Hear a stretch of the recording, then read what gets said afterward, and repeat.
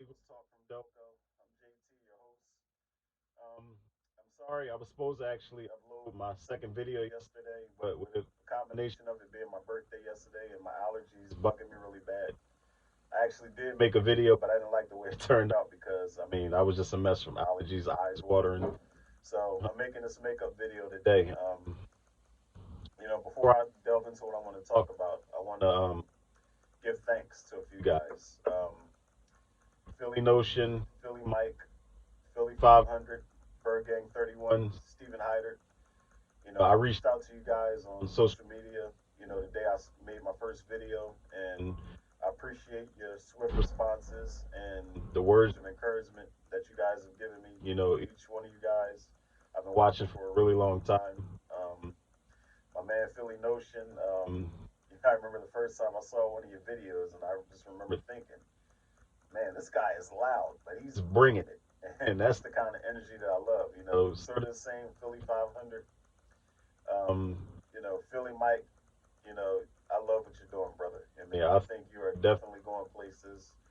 I love your content. I love how you're starting to gain more bigger and bigger guests on your channel. So continue to root for you, brother. Um, Steve Hyder, man, your knowledge.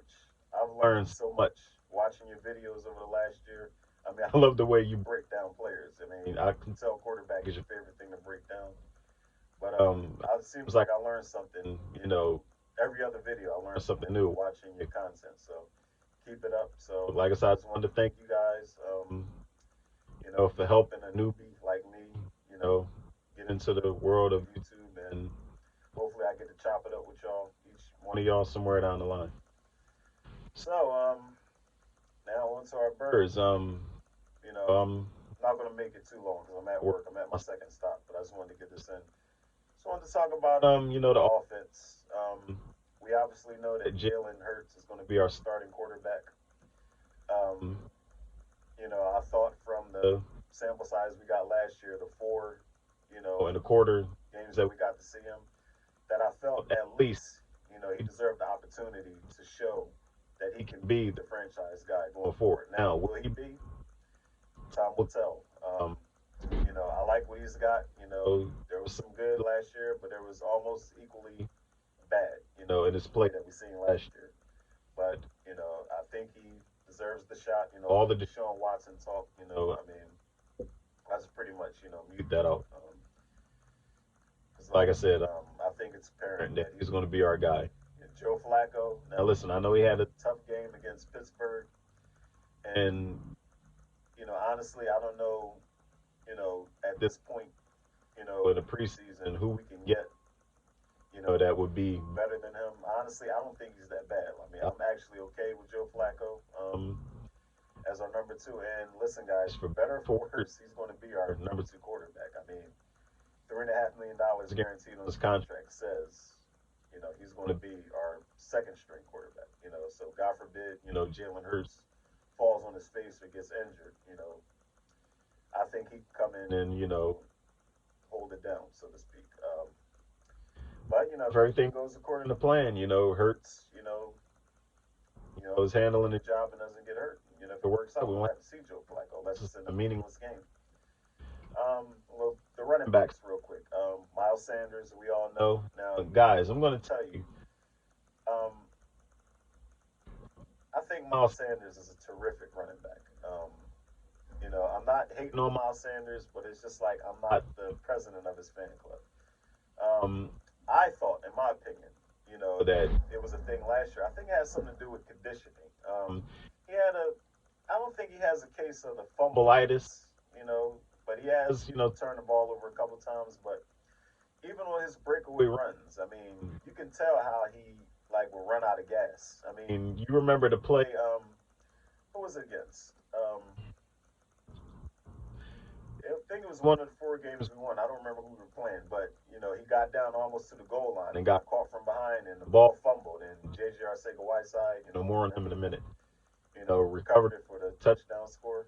I think it was just something about his condition. I know he has some injuries, and listen, guys, we can't predict injuries. I mean, injuries are just a part of the game, and we, as the Philadelphia Eagles fan base, we know all about injuries. I mean, and you just can't predict them. I mean, can't predict them. You can't, just gotta work around them. It's the next man up mentality. But I think Miles has the ability, to be a top 10, running back in this league. Right now, in my opinion, he's not, but I definitely think he has the ability.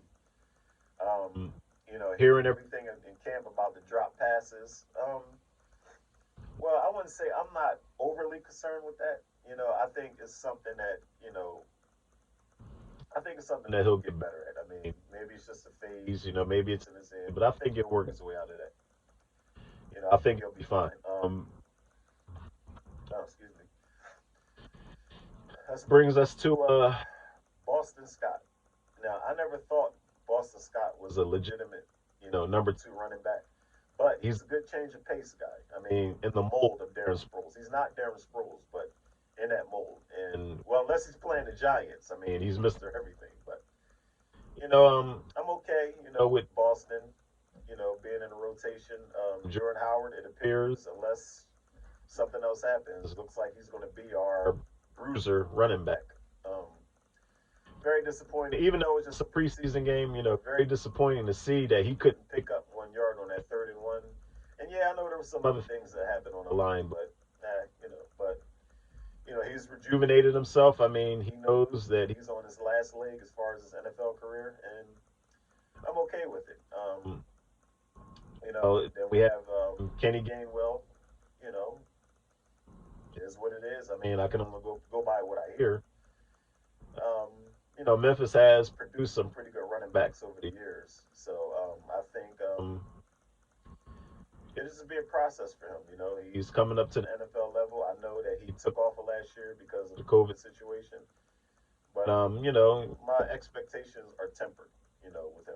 Like I said, as with all players. I mean, because I don't want to, put labels on young players like that, and then when they don't get the job done, what we tend to do sometimes is we turn our backs on that player because he didn't meet our expectations. But I'm excited to see what he can do. Then Elijah Holyfield. Man, I don't know what it is. I mean, I don't understand. This is the second regime. Doug Peterson and them last year, they for whatever reason didn't want to play him. Haven't heard much about him during training camp. Now I don't know if that's a good or a bad thing, but when he got his chance in the Patriot game, I mean, look, he ran hard. I mean, he ran violently. I mean, he ran like he's playing for his NFL life. So I don't know what the deal is there, but I guess we'll just see what happens. Now the kid Jason Huntley we picked up last year off of waivers from the Lions. Well, I mean, kick returner maybe possible kick returner. We have a few guys on this team that are capable of being a kick returner, but we'll see what happens. I mean, I can't really call how that's going to go. Going to the wide receivers. Now, we've heard all the good things about Quez Watkins. We saw the really big play in the Pittsburgh game, bubble screen, that he took all the way to the house for a touchdown.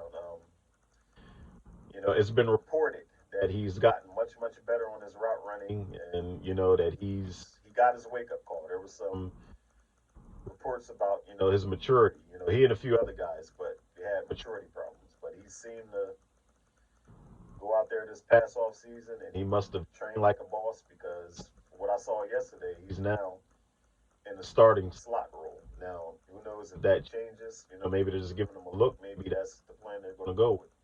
But it would be nice. And let me say, Greg Ward. Listen, sorry, getting a little hot here. Greg Ward, man, he should have gotten the opportunity much faster than what he got. Now, Greg Ward is not fast. He's not elusive, but he's for the most part sure-handed. He made plays when there were plays there to make. But I've said, now I didn't want him off the team, but I've always said that the slot position could be upgraded. And to have a guy like Quez, in the slot, a guy who can go vertical and take it the distance, I mean, I'm really intrigued by that possibility. Now, like I said, I still want Greg Ward on the team. I think he deserves it. I think he, arguably, we could say is the most trustworthy receiver we have right now. He's won't be our most impactful, but the most trustworthy. He's the veteran out of everyone. Now we're going to get into the. I'm gonna call it the third annual rumor that is J.J. Arcega-Whiteside having a great, training camp. If I could talk to JJ, tell me why. I mean, why is it that you can have a great training camp, you can have great preseason games, but it has not translated on the field? I don't understand that. I mean, when y'all agree, if anybody who sees this, get in the comment section and help me out because I mean I don't understand it. And as Eagles fans, I mean, when we think J.J. Arcega-Whiteside, we think, oh no, D.K. Metcalf, Terry McLaurin, Darius Slayton, all these other, productive wide receivers that got chosen after him. And, it's like with me, again, I'm pretty sure, look, JJ's a nice kid, but, man, boy, if he's going to be on this football team, well, he's got a lot of making up to do. And I don't know if he's going to do it or not. I just don't know. JJ, come on. I mean, if you're going to be here, please give us something. Now that brings us to Travis Fulgham.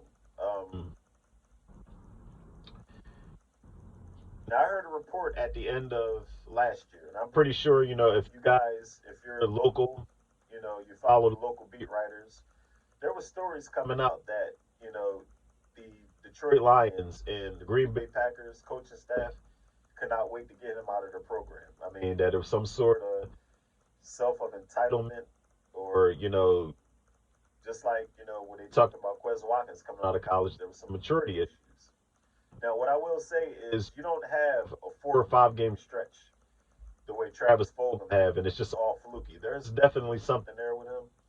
All I can say is, my hope is if he's going to be here, is that Sirianni, the former wide receiver, Mr. Rock, Paper, Scissors, can work it out of him. The same as with Arcega-Whiteside.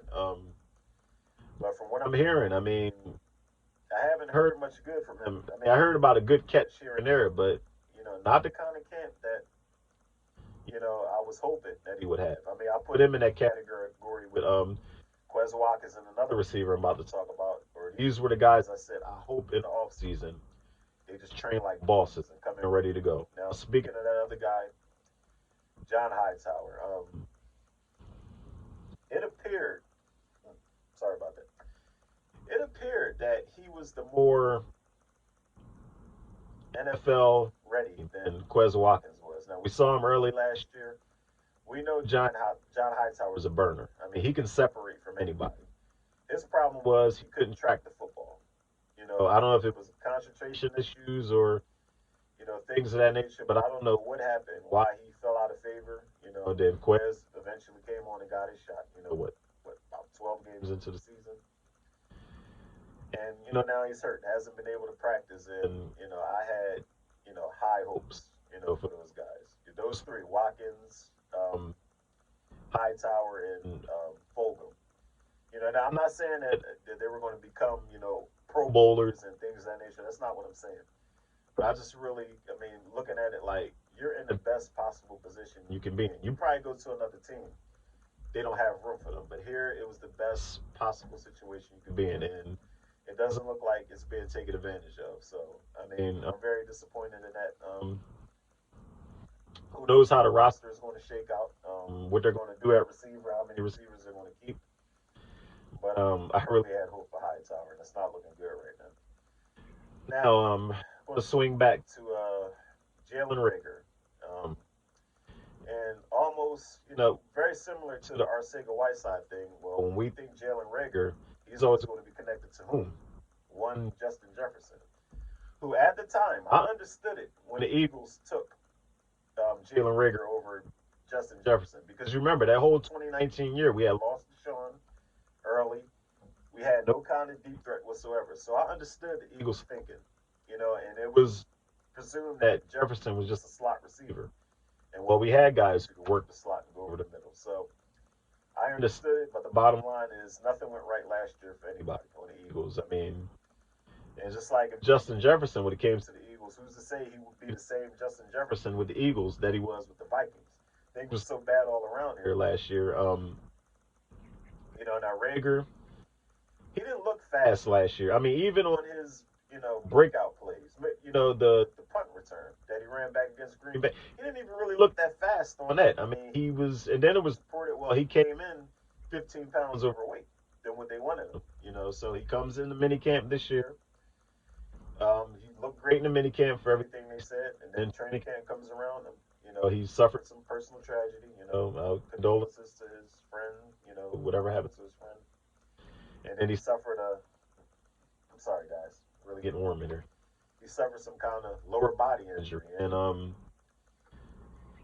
from what everything I've been hearing, from the beat reporters I follow, is he's had an up and down camp. Now he's had a couple, highlight catches and everything. So all I can say is that I hope, the light clicks on and that, he gets it going. I mean, I'm not giving up on him. I mean, I believe in him. So hopefully he rewards our faith, and then the whole, Justin Jefferson thing will just go away.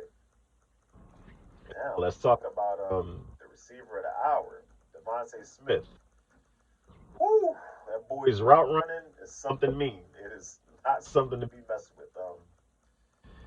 I kind of think that the issues with his slender frame will kind of subside. Because he's a guy that's hard to jam off the line. I mean, you see it now. We can only take so much out of whatever snippets of practice that we've seen.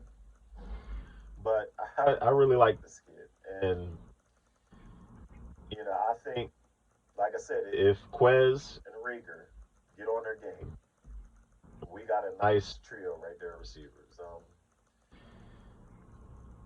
Boy, I mean, Hurts, he's going to have his choice. I mean, if these guys come through. All right, so I didn't miss anyone, did I? No, I got everybody. So now we're going to talk about the tight ends. Zach Ertz, for now, he's here. Dallas Goddard. I just read a report on Bleeding Green Nation. That's one of the sites. Well, if you're an Eagles fan, you know all about Bleeding Green Nation. Brandon Lee Gouton just put out an article saying that how they're pushing to get a contract extension done with Dallas Goddard in the next few weeks, and I think it's a good move. Richard Rodgers, he's been reliable for us. I mean, nothing great, nothing spectacular, but he's been reliable. The training camp sensation, Tyree Jackson, unfortunate what happened to the kid. But it appears that they're going to have this kid on the team some way, somehow, whether he's on IR for the whole year or they just let it heal. His back injury, good, he doesn't need surgery. But that's a project I'm glad they're not going to let get away from him. Jack Stahl, I mean, I was really impressed in the Patriots game with him. And he's been getting some buzz, I mean, all through training camp. So now it's all about a numbers game. What do the Eagles decide to do at tight end? Are they going to keep 5 tight ends on a roster? I don't think so.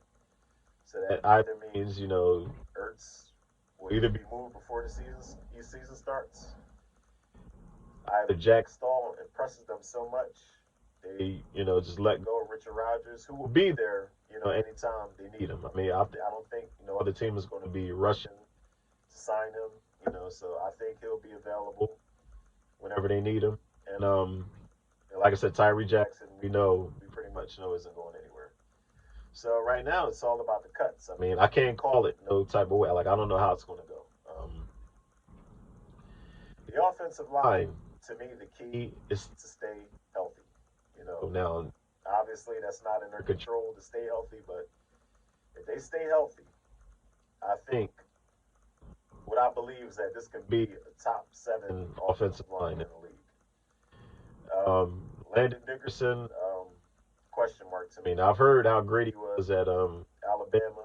The injury history kind of scares me, but the fact that if everyone else stays healthy, then he won't be really called upon this year, and I'm fine with that. That'll give him another, a year or so away from a major injury, and we'll cash in on that prospect down the line if he is, what they believe him to be.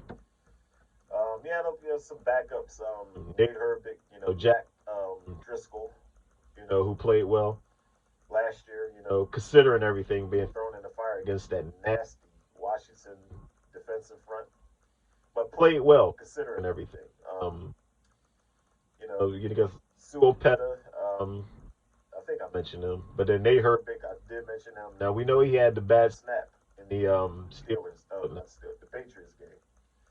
But I think he's committed. Remember, he lost 35 pounds this offseason. I mean, he's got himself stronger. I think that's the guy they like. I don't think he's going anywhere. But for me, it's the top five.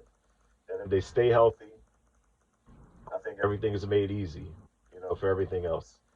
Nick Sirianni, I have no clue what his offense is going to look like. Not a smidget of what it's going to look like. Everything has been vanilla. And that's what you expect in preseason. But, listen, he can go out there, come September 12th and coach the game of a lifetime. I mean, this could be like Chip Kelly's first drive against the Washington, then called the Redskins. I mean, he can come out and do that for 4 quarters, and we'll be, oh wow, I mean, this is great, and I hope so. But like I said, I'm excited for him, but I don't have any real expectations right now. So yeah, that's it. I'm gonna drop it right there for the offense. Like I said, I just wanted to do this video. Like I said, folks, I'm happy to be here, happy to be join the brotherhood. The Eagles Nation on YouTube. Yeah, I think we're gonna take this thing over. There's a lot of good, young, great content creators out there, and we all got to stick together. And like I said, I'm just ecstatic to be doing this. Is something I wanted to do for a very long time. But I talked about it and talked about it. Now the talk is over, and like I said, just ready to dig in.